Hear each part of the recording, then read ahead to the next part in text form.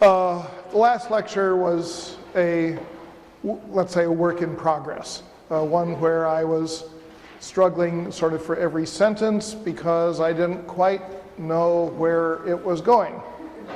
And that is going to be balanced today by a work of some certitude.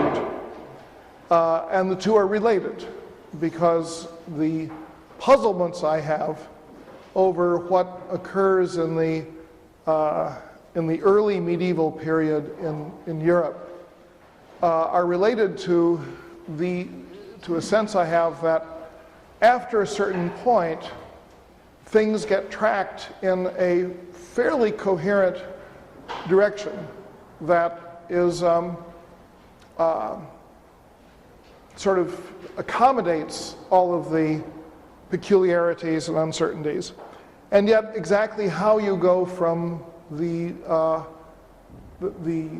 enormous variety and inconsistency, heterogeneity, and indeed out-and-out peculiarity of early medieval Europe into something that appears to be more coherent is not clear to me, except for the fact that it seems to have a fundamental relationship to an increase in population.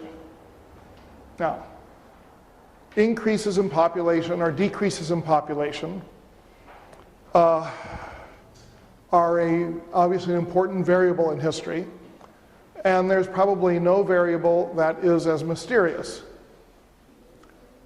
When historians talk about demographic history, they usually are able to demonstrate that there is a change in the food production sector of the economy, such that there either is a greater acreage of land put to crops or a greater production per acre in the calories generated. In other words, the fundamental question that gets asked is, how were the people fed? And that always seems fine. You say, okay, you introduce potatoes or some other high-calorie crop, and now you can have more people. Or for that matter, you invent wheat and barley farming. Now you can have more people. But can have more people is different from causing there to be more people. I don't think that anybody has ever engendered children having some thought to, I guess we have just about enough oatmeal for one more, so maybe me and the missus will try and squeeze one out. It doesn't happen that way. And so the things that are often described as causes are often equally susceptible to being simply analyzed as concomitants. If you're going to have more people, you have to have more food. And circumstances may change technically in terms of the crops or the process of growing food or something that make more food possible. But why do populations grow? This is oddly uncommon as a historical question, perhaps because there's no obvious way to address it. Why are the populations of Europe, and particularly Eastern Europe, falling? Why are people not having children at the rate they did 50 years ago?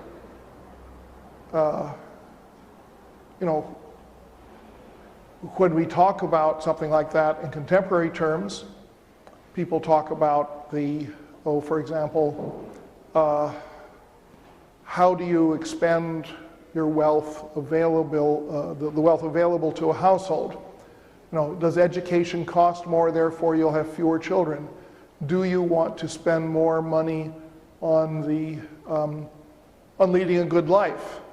rather than having a bountiful family. I don't think anybody knows. There are some measurable indicators that have to do with age of marriage. When the age of marriage goes up, population, this discourages population increase because seemingly because it shortens the time period for engendering children. On the other hand, age of marriage is not the same for men and women. Since a man's period of engendering children can be much longer than a woman's, and particularly in a polygamous society, a man of robust years, shall I say, can be having children by his, nth wife, who's a young thing. Age of marriage isn't always absolutely clear either. When you have a region like Europe that has a substantial proportion of the population that is celibate, at least claims celibacy, why doesn't that act as a check on population increase more evidently?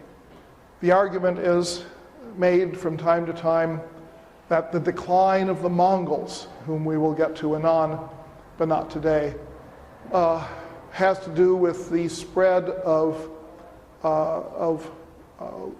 a type of Buddhism into Mongolia that led to a large portion of the male population living in monasteries. And therefore the Mongols lost the demographic dynamism that had led them to become the conquerors of Eurasia. That is not certain. It's a hypothesis. You also have puzzles in demography in looking at what your indices are. In other words, there's been a debate over the early Islamic period. Andrew Watson wrote a book called The Agricultural Revolution in Early Islam, in which he argued that a whole cornucopia of new crops became grown in the medieval Muslim world, and these crops, were accompanied by evidence of strong population growth. The problem is that the crops were not staple food crops. True, there was an expansion of eggplant. How much ratatouille can you manage if you're raising a bunch of kids?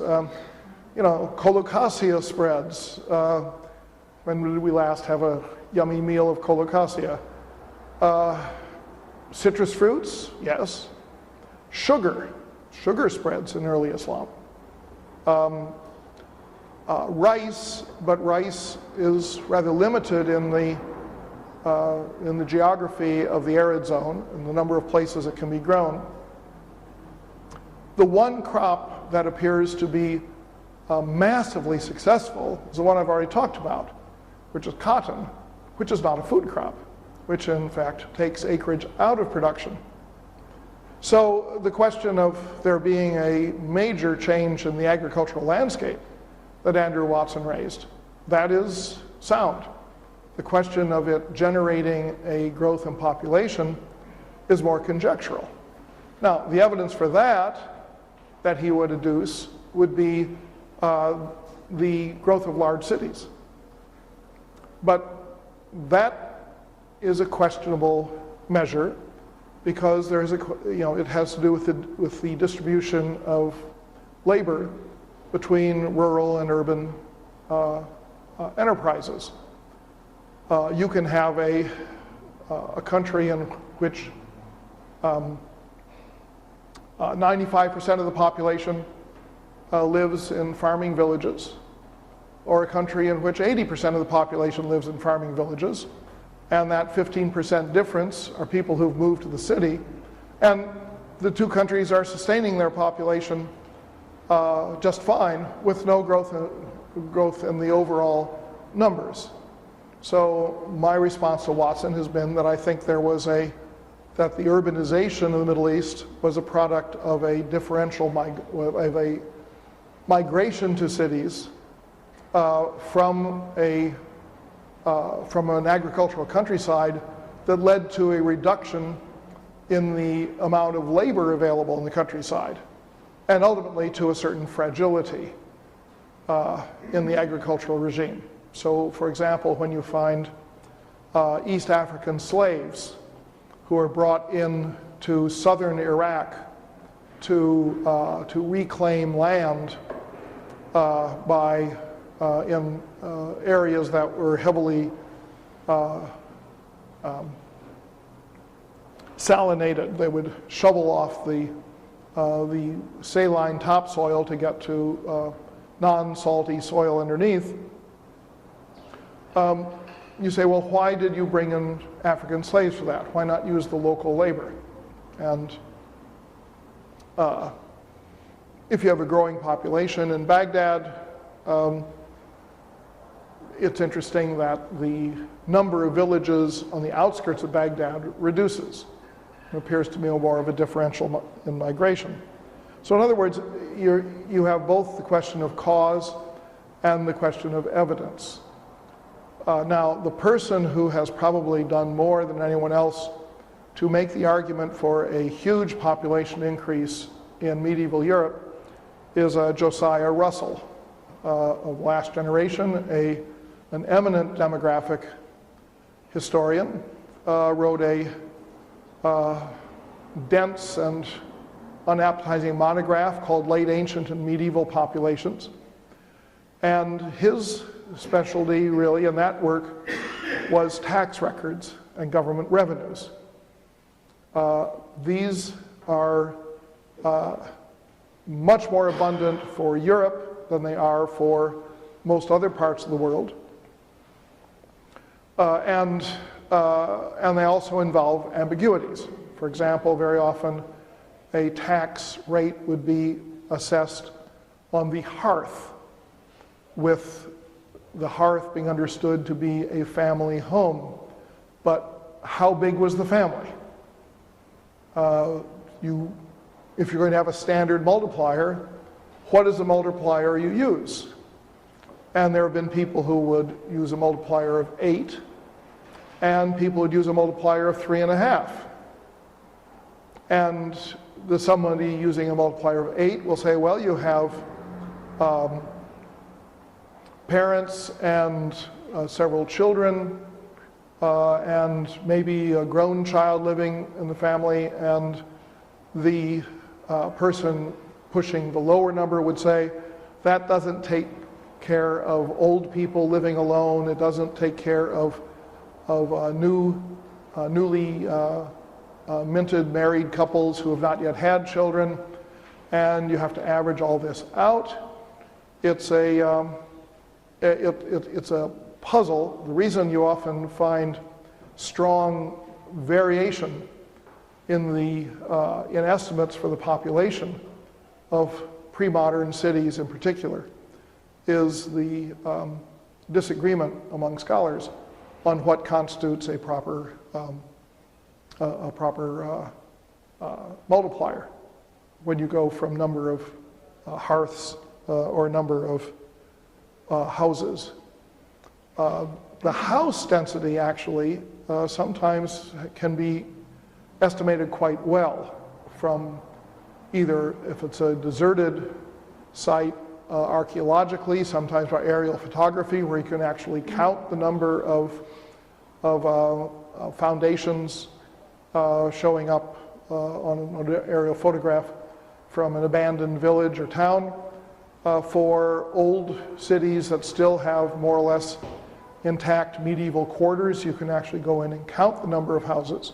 So not infrequently, I should say not infrequently, from time to time, you're able to come up with a fairly hard count of the number of places where families lived. But the multiplier still remains very difficult. But what Russell did by looking at a very broad array of tax data from all over Europe, he was able to show how the number of hearths change over time without having to commit himself to the question of what a hearth was. And when he found consistencies showing that there was a very substantial increase in population, his arguments became quite convincing to most historians. And so the standard idea now is that sometime from, let's say, 1000 onward, there is a very sharp rise in the population of Europe. Possibly starting before 1000, but we're using a very broad brush here because we simply don't have enough data to have a more pointillistic approach. The estimate is that between 1000 and the eve of the Black Death in the 1340s, that the population of Europe doubled, and that the population of Western Europe, that is to say, Western Europe excluding Spain, because the Muslim territories usually get left out of this calculus. The population of Western Europe during that period seems to have roughly tripled. Work that has been done by David Herlihy on the countryside of Florence at the time of the Renaissance indicated that that land prices went up, indicating a higher yield, financial yield for what they produced. These are rural land prices. But that the overall production of the contado, of the countryside around Florence, only produced enough food to feed the city of Florence for 5 months of the year. And the rest of the food had to be imported. Again, broad brush estimates, but what it's suggesting is that the population rise can also be accompanied by a differential between rural and urban. So it isn't a matter that gross population change automatically leads to bigger cities, or that population shrinkage automatically leads to smaller cities, or that rural-urban migration or the contrary, lead in other directions. You can have both at the same time. Russell wrote a book on medieval areas and their cities, in which he divided Europe in particular, and he also did this for the Middle East, for the Islamic world, into zones, somewhat arbitrarily defined by his sort of subjective sense of what constituted a geographic region. And he produced interesting evidence indicating that that you could rank the 10 largest communities in any zone. In other words, that you would say, okay, well, Paris, let us say, is the largest city in northern France. And then let us say that, then he would rank them down. Toulouse is the second one or something. And he would say, now let's look at the aggregate population of the 10 largest locations and compare that to the total population that we estimate from tax revenues for the region and see what the ratio is. And he called this an Urbanization Index. And what he found was that in medieval Europe, the Urbanization Index, that is to say the aggregate population of the 10 largest settled areas in a region compared with the total population of the region, might be on the order of 8 to 10%. In other words, we're dealing with 90% of the population living outside of cities in farming towns, villages, and individual farmsteads. For some areas, the percentage could go up into the 20s. And in particular, this worked for Tuscany in the Renaissance, and for Flanders, where Ghent and Ypres and cities like that became important industrial production centers. But he argued that in those areas, you had seaports that made it possible to support the population by importation of food. So Russell really shaped a lot of the thinking about this, and he argued that you have an increase in population and you have an increase in urbanization, that the urbanization increase is focused in areas that become the centers for trade and manufacturing, and as a corollary, cultural innovation, both in arts and letters, in Renaissance Italy and in the Northern Renaissance in the Low Countries, with all of this trickling rather more slowly into less urbanized areas like France and Britain. All right, so historians have generally accepted there's a population increase. Now, what does the population increase mean? Well, it means that you have to have an increase in food. The increase in food does not necessarily precede the population increase. It accompanies it, it facilitates it. You can identify factors that are part of it, but it's hard to say that it's a cause.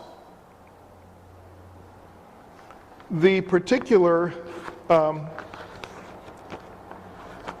aspect of the food increase, and this I should say has been studied by numerous historians. Lynn White's famous work on social change and technology and social change in medieval Europe, Georges Duby's book on agricultural life in medieval Europe. I mean, European medievalists just done wonderful, wonderful work and exploited a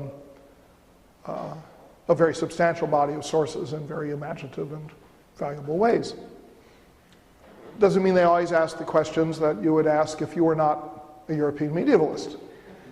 So I don't know why the population increases, but what I'm interested in is the consequence of the increase. There is an increase in the demand for food. Therefore, we find increased acreage of land under production, particularly associated with certain monastic foundations that believe strongly in bringing new land under cultivation. There's an increase in the use of crop rotation and manuring that will raise productivity. There is some innovation on the technical side in the design of plows, making it possible to plow heavy, wet land efficiently, as opposed to earlier plows, so-called scratch plows, that were mainly geared toward scratching a furrow in comparatively dry soil. So that increased the acreage of land under production. Not a whole lot of innovation in terms of what crops were grown.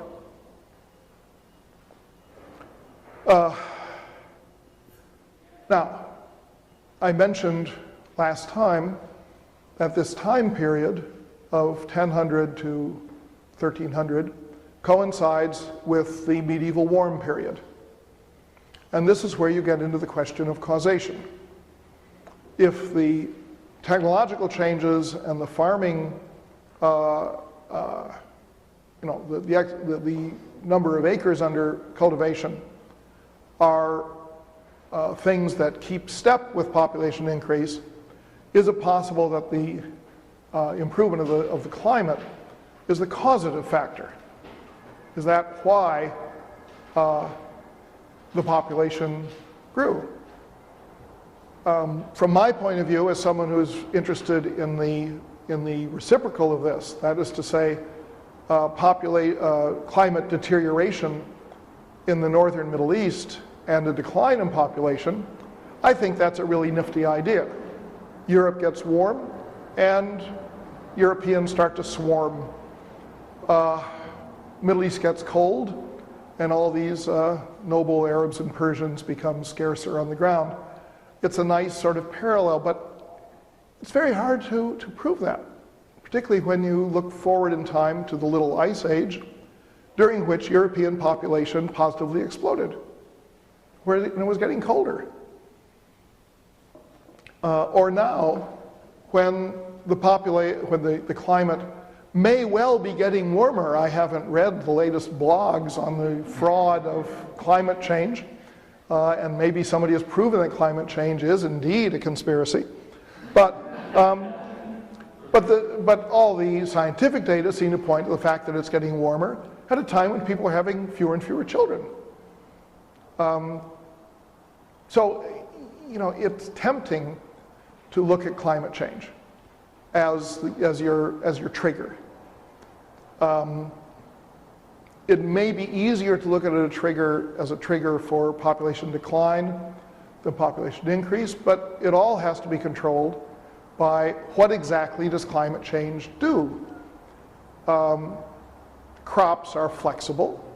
The mix of crops is flexible. Maybe you simply change from one crop to another to adapt to changing climates. Let's say you take a crop for which, like wheat and barley, winter wheat and barley, my favorite Middle Eastern example. You plant in November, the plant sprouts in early spring, and it grows, and before it gets absolutely torrid out, you're harvesting. That seems to work fine, except that the germination efficiency for winter wheat and barley is affected by the soil temperature at the time of germination. So that if the soil is warmer, a larger percentage of the seeds actually sprout and produce new plants. If the soil is frozen or chilly, then the germination is inefficient and you have fewer plants and the yield in grain goes down. So here you have something that is very sensitive to change in temperature. Now, if you had a soil thermometer, you might be able to determine something about this. But of course you didn't have soil thermometers. What you did have was an enormous accumulated body of knowledge about growing crops. And that knowledge was very often keyed to astronomical phenomena like moon, constellations, things like that. So peasants would say, oh, now we look at the skies and we say, now is the time when we always do X. And if the climate changes, maybe X should have been done 2 weeks later or 2 weeks earlier. But peasants aren't stupid. They adapt. And so it's hard to be sure what the effect of this is. When you have climate improving in Europe, we see crops, high-yield crops, like wheat as opposed to rye, growing farther north in Europe because the growing season has gotten long enough to support, let us say, wheat growing in Estonia. But does that mean that you have drought in the south? That might compensate for it. Without a kind of a close reckoning of what crops are being grown and the particulars as to how those crops are affected by changes in temperature and or precipitation, you're still relying a lot on guesswork to see these things. But I'm willing to guess that the climate improvement in Europe was conducive to the population, was conducive to, not cause, was conducive to, because that's slippery, was conducive to the increase in population. And so when you see, for example, Vikings roaming all over the place, you think, oh, these brigands, going around stealing things, whereas you should be thinking, look at all those Swedes. There's so many Swedes. Where'd they all come from? Well, it was getting good in Sweden, and so people went robbing. Sometimes is used as an index, so that the Crusades are sometimes seen as being caused in part by a surplus of younger sons of the nobility who could not inherit land and therefore went off to seek their fortune by going to the Middle East and hoping to end up with a grant of land in Syria or Lebanon or Palestine, which many of them did. So sometimes the political arena seems to be an area that signals population increase or population decline. As I say, there were no Iranians who showed up to fight the Crusaders, and the later Mongols are a pretty anemic horde. All right. This isn't what I wanted to talk about. What I want to talk about is water wheels. If you are growing more grain because you have more people, let us assume that the people are consuming a constant amount of grain. Now, how do you consume grain? There are two fundamental ways of consuming grain. You can boil it to make it soft, and that's basically gruel or oatmeal or something like that. Or you can grind it and bake it, and that's bread. It is likely that the per capita consumption of bread grew at the time of the population growth, and that the need for milling grain, which you don't have to do to boil the grains, the need to mill the grain into flour increased at a higher rate than the population. When you read the history of cooking for Europe, one of the things that is very clear that in the medieval period, though not in the late Roman period, but in the medieval period, the plate that you had was a piece of bread, be a round flap of bread, baked fairly hard, about maybe an inch thick or something, and you would use it as a plate, and then eventually you'd eat the plate. As opposed to the Roman period, when you're more likely to have a stew with cooked grain with some onions, a little lamb maybe, if you're lucky, some basil, something nice, and you put it in a bowl and you drink it or eat it with a spoon. Let's say the coming of the fork is one of the interesting things, because there are no forks in the 10th century. Forks are an early Renaissance thing in Italy, and prior to that time, you ate with a spoon, or with your fingers, or with the knife that you carried. Everybody carried a knife all the time as their basic eating implement. It has been argued, and I'm not sure it's true, been argued that the rise of the modern table knife is directly associated with the court of Louis XIV, because he prohibited the nobles from killing each other at and around Versailles. So he didn't want people with sharp knives.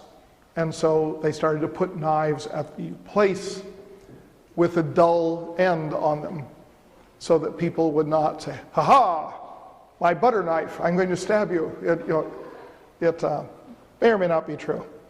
A lot of interesting new work on the history of cooking has been coming out in recent years. It's one of the hot areas of research, primarily dealing with Europe. The one book, for example, on traditional foods of Indonesia is almost unreadable because it deals with products you've never heard of. But I digress. Back to the issue of grinding grain. The rate at which water mills increases appears to be substantially greater than the rate at which the population increases.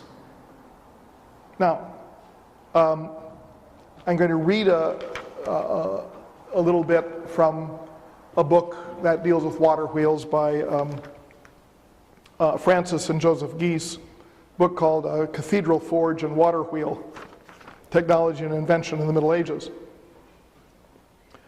They say, the 10th and following centuries witnessed steady progress in reclamation of unproductive areas via drainage, irrigation, and land clearance. Northern and Western Europe, once sparsely inhabited, filled in. The rapidly multiplying written records supply a wealth of statistics, of which the most telling is the figure given in Domesday Book, the survey prepared in England in 1086 at the order of William the Conqueror. A century earlier, I would say in 986, fewer than 100 mills are recorded in the country. That's England. Domesday Book lists 5,624, which is a low number since the book is incomplete. Continental records tell the similar story. In the Aube district in France, 14 mills operated in the 11th century, 60 in the 12th, and nearly 200 in the 13th. In Picardy, 40 mills in 1080 grew to 245 by 1175. In other words, we're dealing here with an order of magnitude growth that is way greater than the doubling or the tripling of the population indicated by demographic historians. Now, the important part of this is that these are water mills. If you go back to the year 300, when the Emperor Diocletian published an edict fixing wages and, more importantly, prices throughout the Roman Empire, you can find out how much it cost in the in the 4th century to buy or build a mill, because these are set prices. A hand mill cost 250 denarii. A hand mill at that time consisted of a base stone and a stone that fit on top of it. That was your rotating stone, and there was a central pivot for it.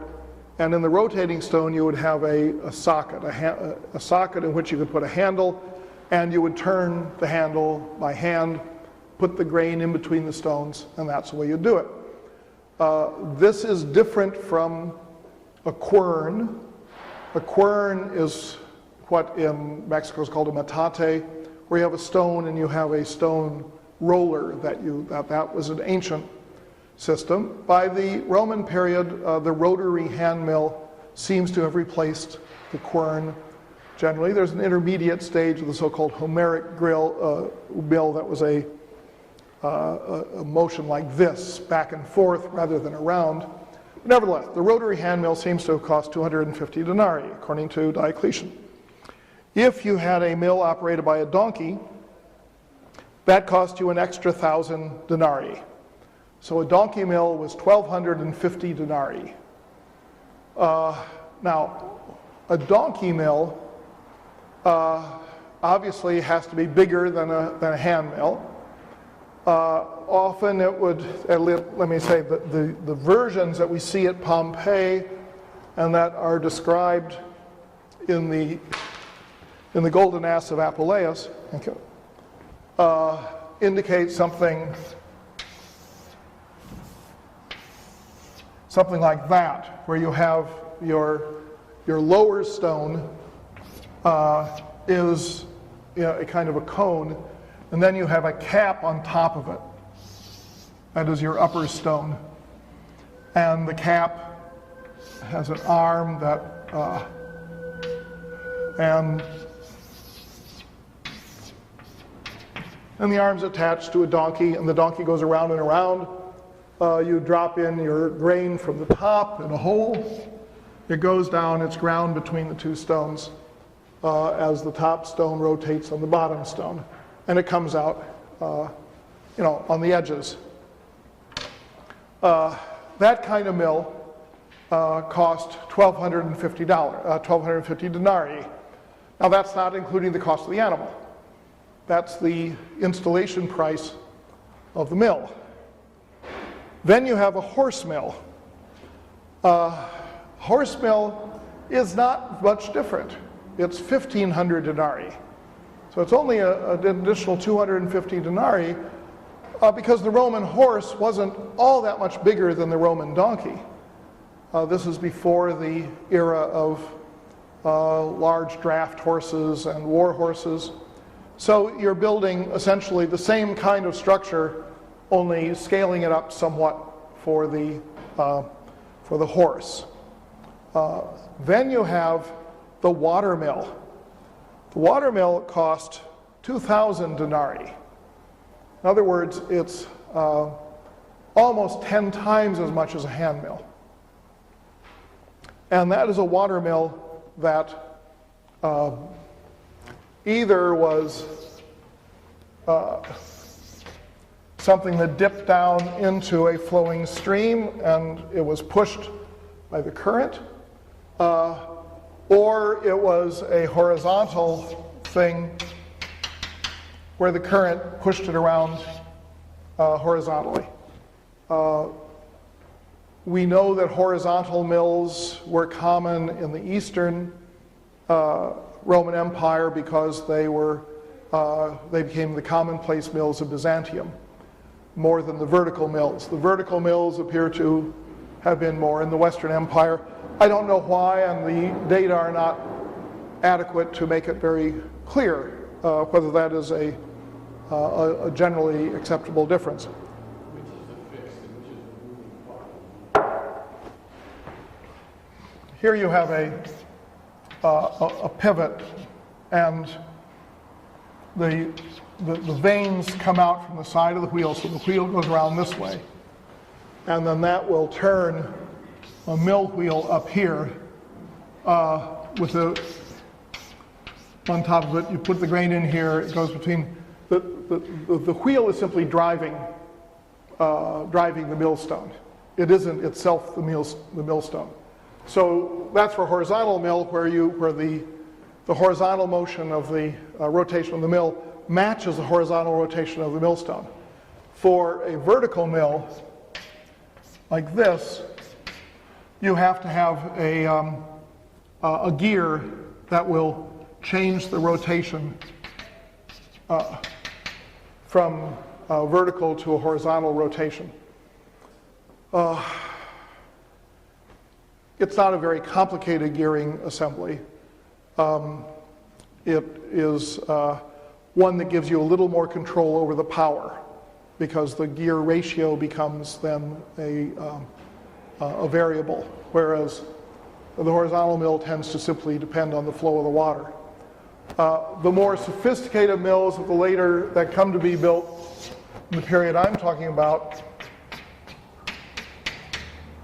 will have a trough above them. Water will flow through the trough and come down and push the mill around from the top. So this is what you had in Roman times called an undershot mill. And this is what you have in the late medieval period that gets built in such profusion, and this is an overshot mill.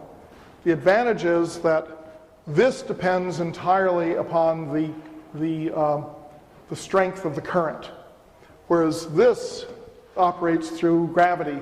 It's the weight of the water as it comes down. However, this requires that you have a fixed source of water, and that's a mill pond. And then you have to dam a stream in order to keep the mill pond full, because the quantity of water in the mill pond will determine the rate of flow of the water that's coming through the trough. That's turning the wheel. That lived in the house that Jack built. It's crystal clear in other people's drawings. Alas, not in mine. All right, so we find that mills were well known in the Roman period, and of the 4 types described in Diocletian's edict, 3 of them were operated by muscle power, human, donkey, or horse. In the discussion of mills, in the great period of increase in mills, the sources in Europe make virtually no mention of any mill operated by animals. There's seemingly either no growth in horse-operated or oxen or donkey-operated mills, or they fall below the threshold of historical visibility for some reason. But what we're doing is that we're increasing the milling of grain at a phenomenal rate, but we're not using animal energy. Now, that's fine. The kinetic energy of falling water or of water flowing in a stream is a kind of a free good. And you might say, well, why use muscle power when water power is free? You know, why use gasoline when solar and wind are free? Well, you're used to it a certain way, and so you keep doing it that way, even though it doesn't make much sense. But there are problems. For example, a lot of Europe has freezes. When it freezes, you can't operate your mill. And in some freezes, because of the expansion of the water, the freezing damages the mill. You also have droughts, where you have problems of sustaining the power of the water. So surviving mills in Europe, down in the early modern period, commonly had alternative harnessing systems so that you could substitute animals for the water wheel. Unhook the water wheel and simply harness an animal to a beam that would stick out from the side and use it instead. But basically, the great increase in milling of grain was not using animals. A number of explanations have been raised for this. Why were there so many mills? It's argued that monasteries and feudal lords built mills and took a fee for using the mills, that they prohibited the use of hand mills and coerced their peasants into using, John Company's mill, and that it was a money-making thing. That undoubtedly is true. And we have indications from documents showing efforts to curtail the use of hand mills. But what isn't at all clear is why animal mills weren't used. Because animal power had been available, had been the primary source of primary motive force for hundreds of years, and because the heritage of the Roman Empire was that animal mills were common. Now, the answer to this, I would argue, and here we get to the crux of what I want to talk about, is that animal mills weren't used because when the population increases, if you are living in a geographical situation where animals consume crops that are grown to produce their fodder, then humans and animals are competing for acreage and for calorie production. In other words, your population increases, presumably with an upward increase in the price that growers can get for their crop if they're in a market situation. But do they really want to grow oats for the horses and oxen instead of wheat for the humans? Now, this doesn't mean that animal fodder wasn't grown. It's just that animal fodder was used to supply food for military horses, to supply food for riding horses, to supply food for oxen that were used for plowing land. In other words, there was a high continuous demand for animal fodder. But to increase that demand by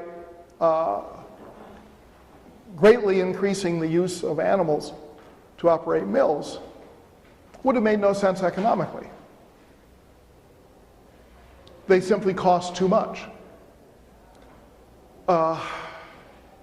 Now, the interesting concomitant here is that the investment cost, the capital cost of a water mill, which you've already seen was 2,000 denarii, or almost double that of a donkey mill in the year 300. That capital cost steadily goes up with innovations. For example, if you have an overshot mill, it operates more efficiently, but you have not only the wheel and the gearing and the attached millstones, but you have the sluice that brings the water, you have the mill pond, you have the damming that you probably need in order to keep the mill pond filled. Because you're in Europe where it rains all the time, you have a mill house, so the whole thing is inside a structure.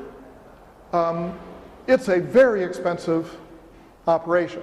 This is why these mills are mostly associated with monasteries and feudal lords.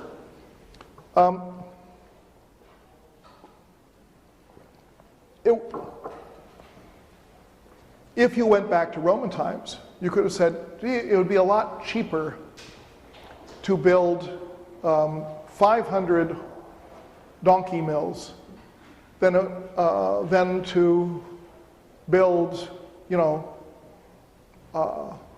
30 large stone elaborate mills of using water, or a little bit later windmills.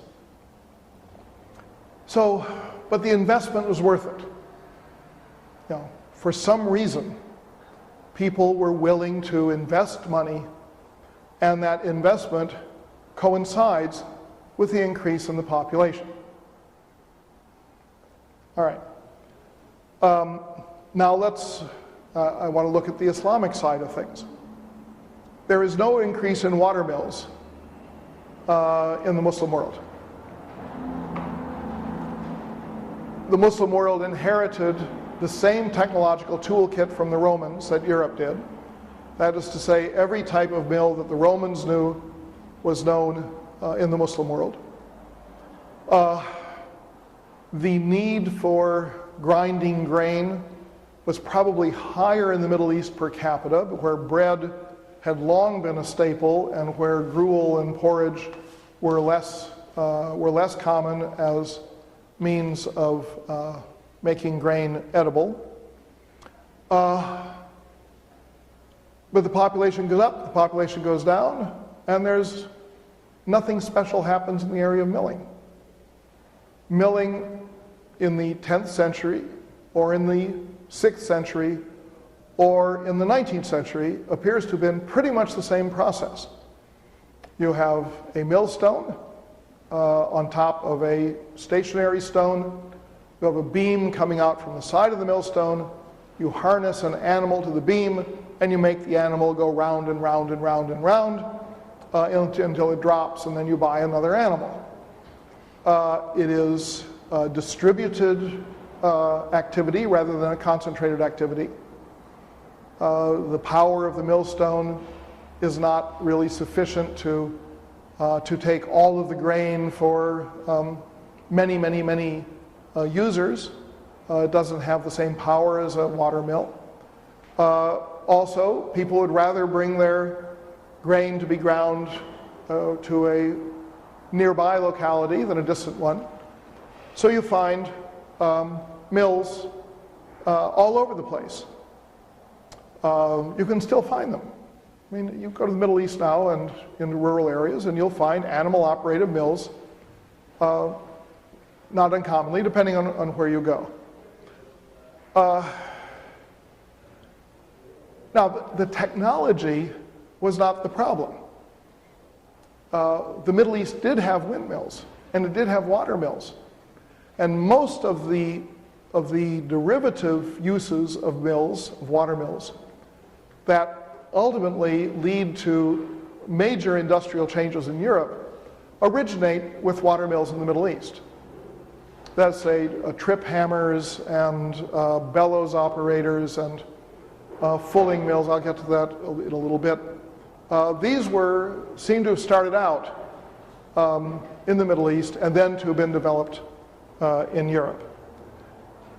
So what I'm talking about here is one of these things I mentioned very early in the course, the idea of a transition from one energy profile to another. You're going from an energy profile in which the use of that stationary labor as opposed to transport. Stationary labor goes from being animal sourced to being water or wind sourced. That is a huge change. The reason for this change I've talked about from the European side. Now let's look at it from the Middle Eastern side. A study that was done, I think in '97, by an economist at University of Pennsylvania,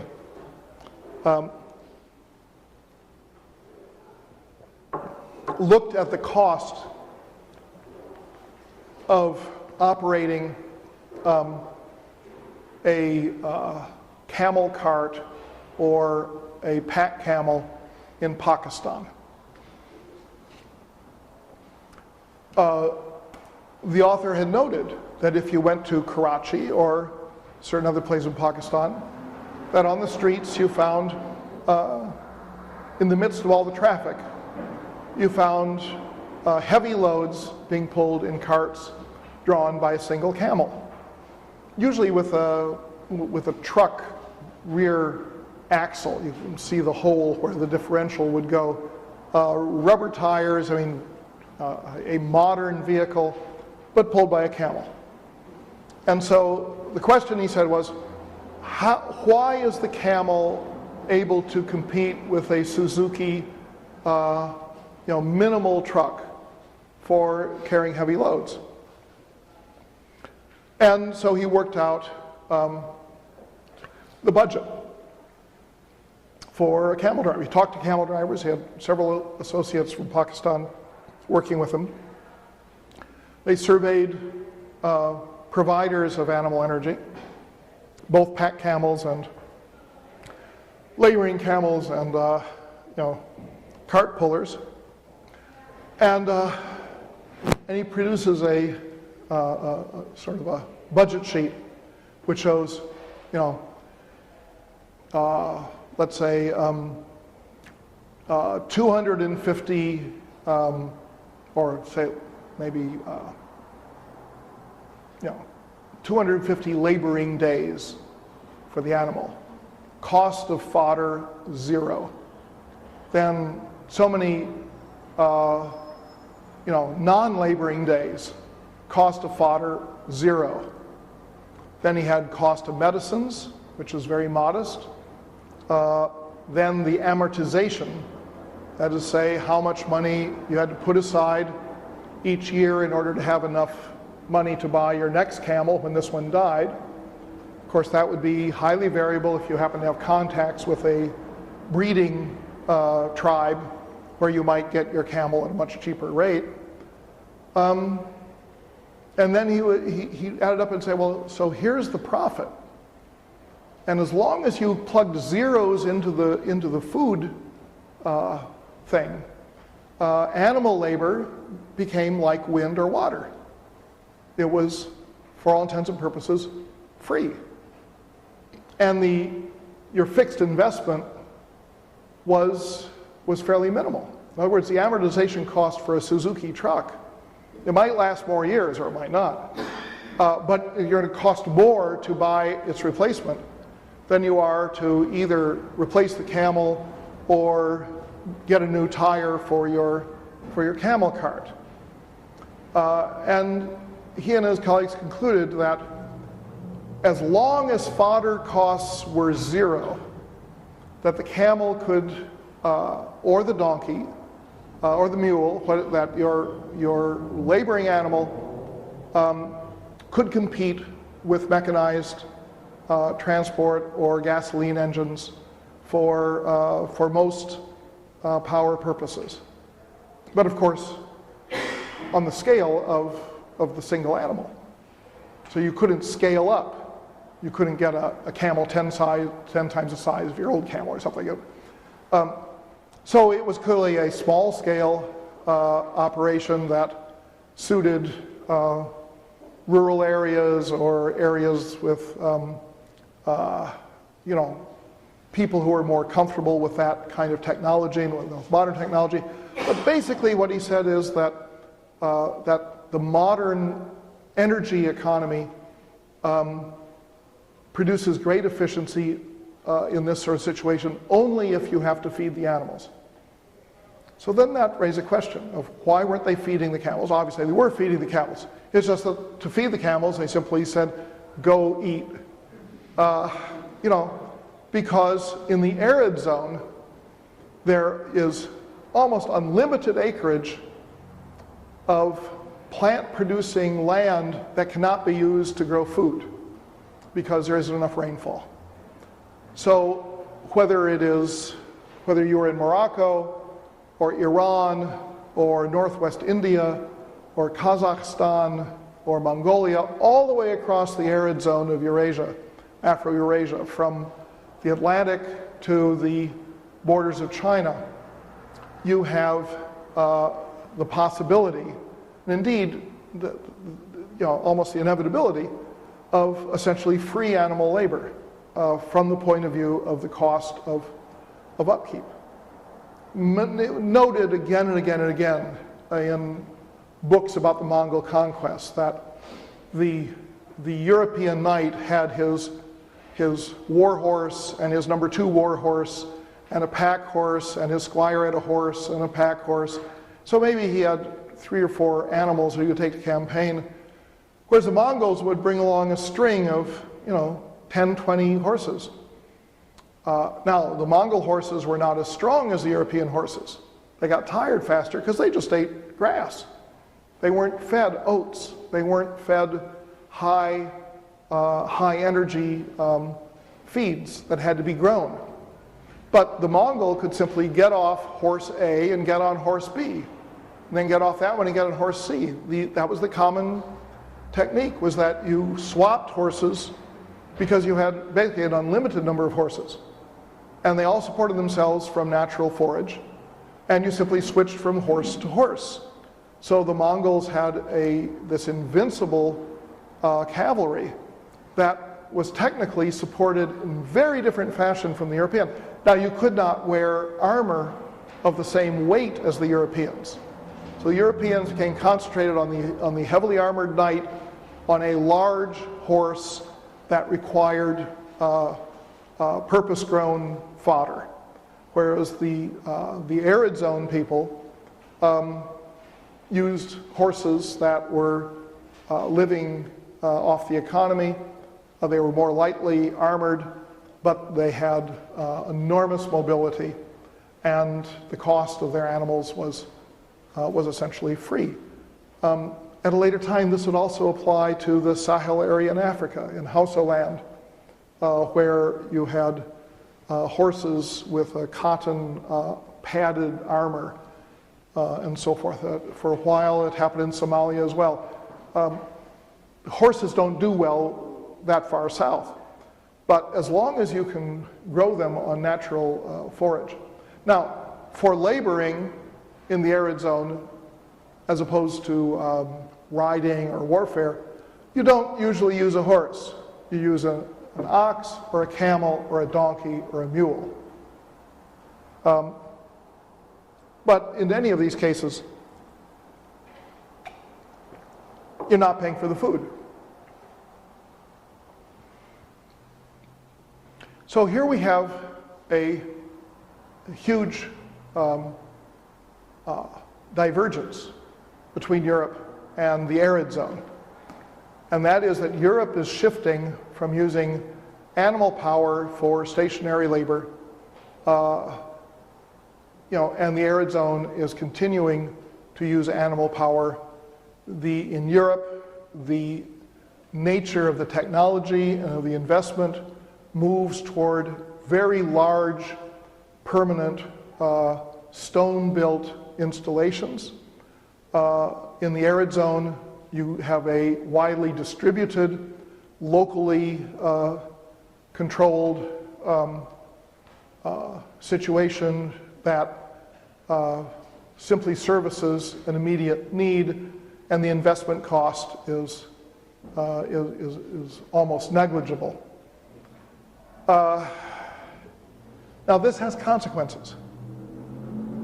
The consequence that is the one I want to stress is that the miller in Europe becomes the wealthiest person in the countryside other than the landowner. In other words, the lord is the one who is rich, and he may have put up the money for the mill. But the European aristocracy despised work, other than, of course, chopping at their neighbors with axes and spears. They didn't like business. They thought commerce was tacky. They didn't engage in it. But they were happy to have an industrious miller to operate the mill on their property. And the millers became the wealthiest rural individuals who were non-noble. Now, I say rural because in the towns you have traders that become wealthy, and traders may be wealthier than millers. Or you might have some crafts, like being metal workers, that produce more money. But the thing about the millers is that they're distributed throughout the society, instead of just being in these cities that really aren't very numerous compared to the bulk of the population. So the millers become crucial. Now, the action of a mill can be changed from rotary to linear. Let's say you have a wheel that's being turned by water and a shaft over here. If you have a projecting cam on the shaft, and let's say you have a great big hammer and a projection there, as the wheel turns, this projection forces this projection up. And then as soon as it gets past a certain point in the term, the hammer drops back down. So now you have an up and down action that is powered by the water. If the power of the water is strong enough, this hammer can be very heavy. Or you can have multiple hammers on the same axis with cogs that are lifting them. And this is what's called a trip hammer. Once you can do that, then you can have a paper mill where you have to pound cloth in order to macerate it and make it into a pulp. You can pound cotton or wool. This is called fulling. And a fulling mill is essentially a hammer mill of this sort.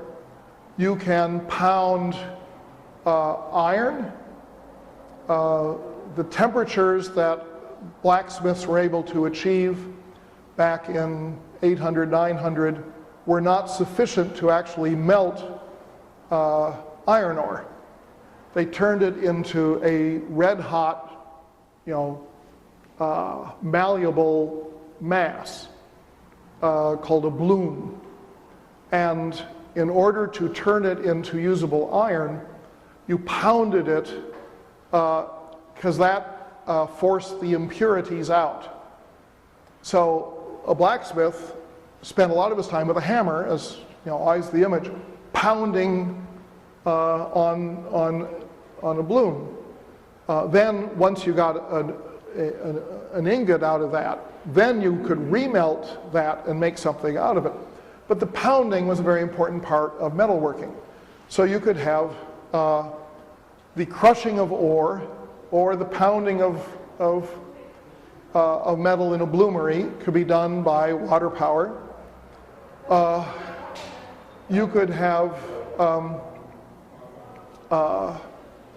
sugar cane crushed by water power. All of these, you could have a sawmill operated by water power. Instead of having to go up and down, you have to go back and forth with a saw blade. All these things could be done once you had water mills. So now you have millers who become the social basis for what ultimately evolves into the Industrial Revolution. Which is why early factories were called mills. You had a cotton mill or something like that. Well, it's because it originates from water mills. Eventually, steam and internal combustion and electricity replaced the water, but up well into the 19th century, water is your main source of power, and the millers are your key social group. Now, the role of the miller, it gets talked about in European history, but what doesn't get talked about is the comparison between the role of the miller in Europe and the role of the miller in the arid zone. To take a rather simple-minded way of looking at it, perhaps, if you look at family names in the United States today, from different languages, German, French, Spanish, Italian, Russian, Hungarian, almost any European language, and you look for two names, the name that means Smith in that language and the name that means Miller in that language, you'll find that they're of parallel importance, sometimes one bigger, sometimes the other, but these are extremely common names, and Smith and Miller in English are in the top 15 names in the entire country. The millers become an entrepreneurial class. If you look for the Arabic name for miller, you don't find it. And yet the Arabic name for smith, Haddad, is very common among Arabic names in this country, because the millers never amounted to squat in the arid zone. They were simply guys who had a fairly simple device. They attached an animal to it, and they would, grind or saw or pound or press something with their mill. But the scale was so small, and the profits were so modest, and the investment was so modest that you did not have a social class emerging out of the millers. In Arabic, the name for a miller is a tahan. I think there are only 3 families in the United States that have the surname Tahan. And I think they're all Sephardic Jews who probably brought it in from Spain, where they were following the European standard. So there's going back to the question of, are there certain things that you can argue that are going to come out a certain way no matter what the variables are? And one of them may be that if you go through an energy shift that creates a class that is wealthy, industrious, and entrepreneurial, you are going to have a proto-modernization that may develop, as it does in Europe, into an industrial revolution. No matter how many monasteries you have, no matter what the evolution is of the relations between aristocrats and kings, no matter what wars are going on, you're having a demographic / climatic / technological shift that is, I would argue, going to produce a long-term economic change, regardless pretty much of the variables. In other words, it's not so much path dependent. It would, I would say, probably have occurred elsewhere in the world under the similar circumstances. So this is why I'm contrasting what I'm talking about today with what I was talking about on Tuesday, where I was stressing the weirdness and the variables. This is something that appears to me fairly solid. It also gives you a sort of real-world, hands-on explanation as to why Europe transforms and the Middle East does not. It's not that the Middle East does it, it's that the arid zone does it. It's the Middle East, the North Africa, Central Asia. The arid zone was blessed at a certain period in history by having free food for animals. And so they conquered everybody. At a later point in history, the free food for animals came to be a barrier because it meant that shifting to water and wind, which required such huge capital investment, was unnecessary. You had cheap animal power. So in other words, what I'm suggesting is that what occurred between 1000 and 1300 or so in Europe is an earlier example of what is going on today with cheap petroleum.